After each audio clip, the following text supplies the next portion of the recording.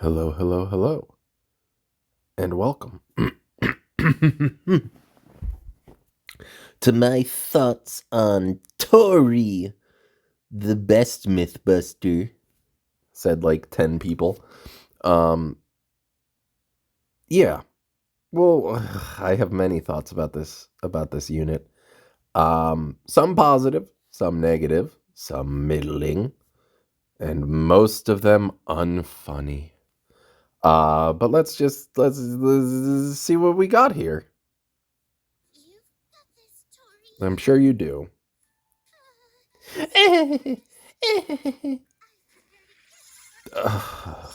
Okay. So one, the animation is like,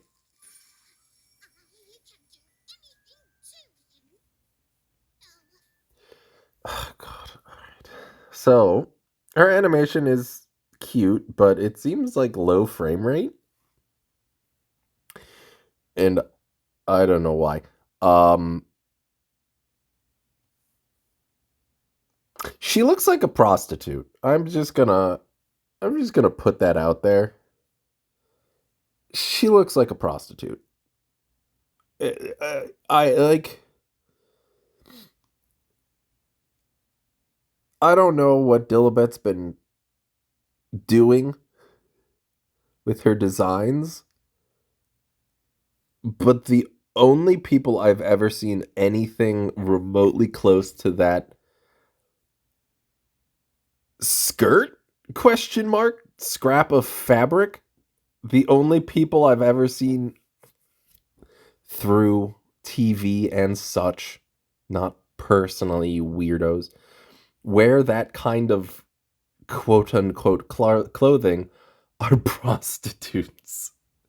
Like, she just looks like a prostitute, and I can't unsee it, and I don't like how she looks. I would have liked any of her other designs as a convenience store cashier or worker, as like a streamer in her sweats.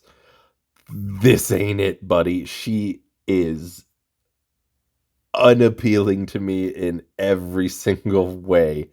I don't know if it's because I'm old or if it's because I have standards, but I despise how she looks in every single way. This is not a good design. Ugh. It for the gooners, I suppose. It's absolutely for the gooners. So I'm sure Hamsloth is losing his damn mind about this, but ugh, not for me. I also don't like her voice, but it's fine. The founder of the brand Armiku and a retired model. During the succession competition between her and her older cousin, Armin, Tori's lies were exposed, Wait, leading to her exit from the modeling industry. Armin's her cousin? Like Armin? Or like Armin Hammer Armin? Presently, she works as a convenience store clerk by day and an online streamer by night. Her exit from the modeling industry. Presently, she works. Like, she just looks like she just looks like a prostitute.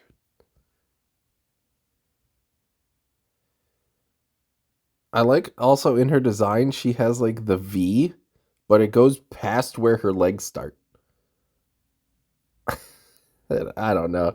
This is not a design for me. I'd rather have the convenience store or this design. She's cute like that. This abomination. Tori is a 5-star fire element.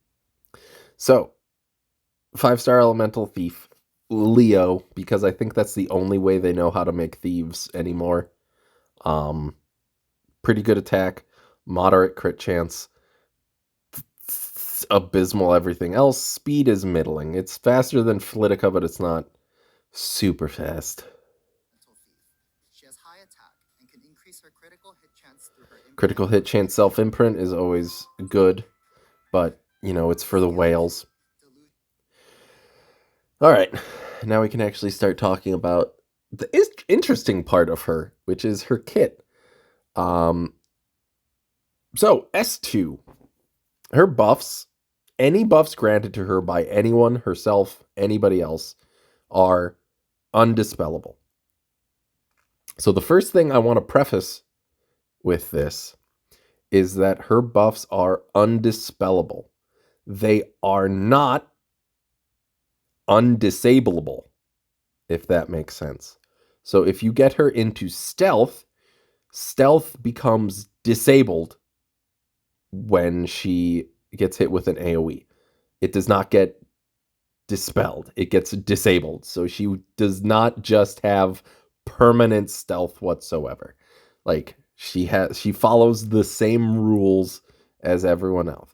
This makes me think that like DJB's barrier inversion will still work because it's not dispelling the barrier, it's disabling the barrier and reverting it as damage. So that should work. It might not. We'll have to wait and see until people use that against her to see what happens. But bear in mind, the buffs can be disabled. Some buffs are disabled, not dispelled. So keep that in mind. And then she has Celine, Surin, etc.'s ability where when attacked, damage cannot exceed 51% of her max health. So she needs 2 hits to be taken out, essentially. Same thing with barrier. It's disabled when you take too much damage. Like, you don't just give her a barrier and then she just has infinite barrier for infinity or until the barrier runs out. If you do damage to her, the barrier will slowly go down and then disable itself and disappear. At the start of the turn, that is some awful kerning on turn. It looks like at the start of the TUM, has a 20% chance for each buff granted to the caster to grant Cascade. So you need 5 buffs for that to be 100%, and then Cascade can only be granted once every 2 turns. Cascade is the buff that I believe only ML Sharoon has, where it does additional damage based on something, or it's just 2,000 flat damage. I can't remember off the top of my head, but I'm sure they'll remind us. When attacked, damage suffered in one attack does not exceed 51%. Yep, I've already gone over this. At the start of the turn, has a 20% chance for each buff granted. So she kind of has immunity to an extent, where like you can't dispel her immunity. So okay, they didn't say what Cascade was, which is great. So immunity will be her best 2-piece. And then you could probably go lifesteal, you can go for counter, you can go for speed. There's a lot of options open to her. We don't know what'll be best for her quite yet because she's not out. But a lot of testing will find out what will be best for her. Her S3, her ultimate, I guess you could call it, increases her own attack, granting increased speed and it increases speed and attack for everyone for 3 turns. This is the 3rd unit that increases.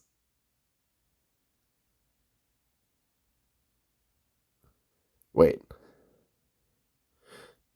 Hold on. Let me... Oh, it does give everyone attack. Okay. This is the 3rd unit that gives 3-turn attack. Just without soul burning, because Hand Guy gives it on a soul burn S3. DN gives it, and Kizuna I gives 3-turn attack buff. I believe those are the only ones that do that. But increased attack and increased speed are very good for her. And then it grants her an extra turn because, you know, every single unit has to have that in their kit. Just as a basis moving forward, you just need to give them an extra turn or they'll die and be worthless and everyone will hate them and complain and cry, etc., etc. So ideally, at the end of her turn, the immunity will disable itself because she will have, you know, made a turn. But she'll have barrier, attack buff. Cascade counts as a buff. S1 attacks the enemy by whipping a ribbon. Who cares? Grants a barrier to herself for 1 turn. So she has built-in barrier, which is nice. And that's proportional to her attack. You can soul burn to greatly increase the damage. And when she has Cascade, It does not cost any souls to activate the soul burn. So like Lethe's S3 or Cecilia's first S1, or sorry, Lethe's first S3 or Cecilia's first S1, or the buff that Frida gives the unit in front and herself. Seems pretty good. We'll have to see, because you can't really take these videos at face value of how powerful it's going to be, because I don't know what like it did good damage there, but it was into a elemental advantage.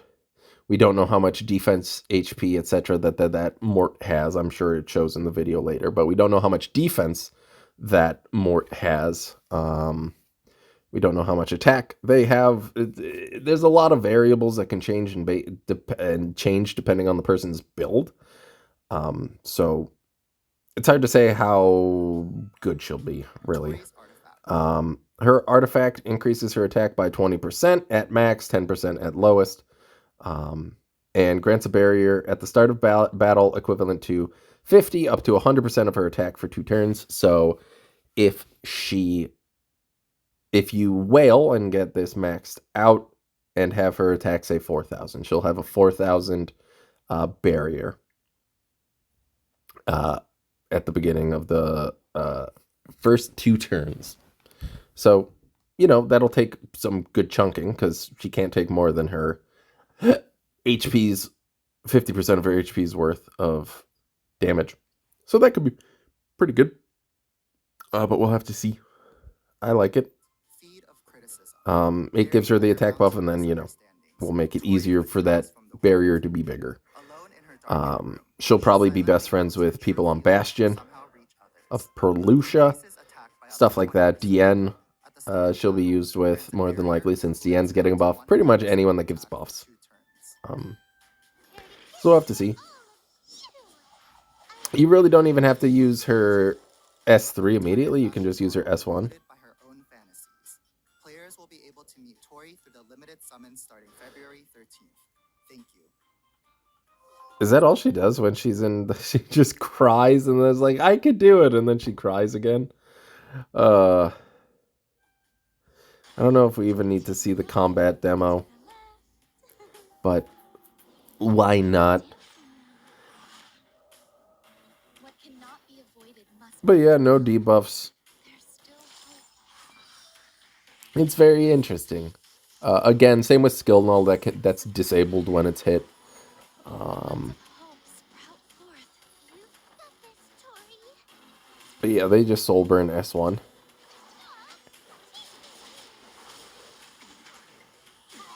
It does do pretty good damage, but it doesn't look like they have mitigation in any way. Like Ilanov's not on Aureus, Bellion's not on Aureus, stuff like that. Yeah, it looks like Ilanov is on Rise of the Monarch. And this was a mostly terrible draft by the AI. I don't know, it's very staged, as they all are.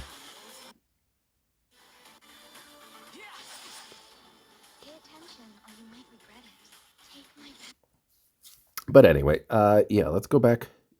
So, the main question, everybody, let's just look at her crying with all of her friends. All of these incredibly attractive women, and then a tiny crying prostitute. Do I think she'll be good? I don't know. I'm not one to sensationalize anything and be like, she's gonna break the game. You need to spend all of your money and all of your wallet to get her. I don't know, dude. I sincerely do not know. We will have to wait until she gets some testing, because she's in a similar vein to Celine and Surin. They have similar things. If you can give them barriers, they're also pretty good. But they have their weaknesses, most of which are stripping their buffs, but, you know, she can be focused down pretty easily if you just, ban a lot of the buffers or stuff like that, prevent the um, your teammates from being able to give buffs. She could have some issues. Um, Flat damage still kills her just like anybody else. Rimuru, Karina, Amiki, 3F will be not great for her. If she gets hit by like um, Kenya or Albedo, that'll do good chunky damage to her, and that could break the barriers, stuff like that. So there are weaknesses. There's lots of weaknesses. The soul burn seems very strong if she has Cascade, but that can only be every two turns. So you'll have to fight whether or not you want to have her keep her slower so that her buffs last for longer and build her like counter. Or you go faster, where your buffs will obviously cycle through faster because you're getting more and more turns, but you will get Cascade more often. So, there's multiple options to build her, and I'm not quite sure what will be the best. It'll take some figuring out. So if someone uses her for like 10 minutes and says that she's awful, probably don't believe them, because it takes more than 10 seconds to use and look at a unit and figure out where she's good, where they're good, what their strengths are, what their best units to go with are, stuff like that. Don't listen to the sensationalized nonsense, because more often than not, it's wrong. Everyone said Bua Young was bad. She's still very good. Everyone said that Pyro was mid, or at least some idiotic legends said that Pyro was mid, and then they immediately changed their tune like 2 days later when they realized Pyro's actually very good. Like, people are bad at evaluating. They just are. I've been in the Magic the Gathering community long enough to know that people are awful. Absolutely awful at evaluating things. Just absolutely abysmal. So I'm just going to leave it up to you. If you think that she will benefit you in some way, and she is limited, so I would pull her regardless. But if you think that she will be beneficial to you in some capacity, either as PvE or PvP, go for her. My recommendation, get her anyway. She's limited. And her artifact is also limited. So that is always the best reason to get a unit is, one, are they limited? If yes, get them. If no, you could get them in the regular summons or elemental summons or stuff like that. They're not a high priority. She will be. I'll probably build her. I hope she gets a skin immediately because I hate how she looks, but we'll probably have to wait 10 years to get a skin for her. That's going to do it for today. Thank you so much for listening to me ramble. I hope you have a great rest of your day. I love you. Bye-bye.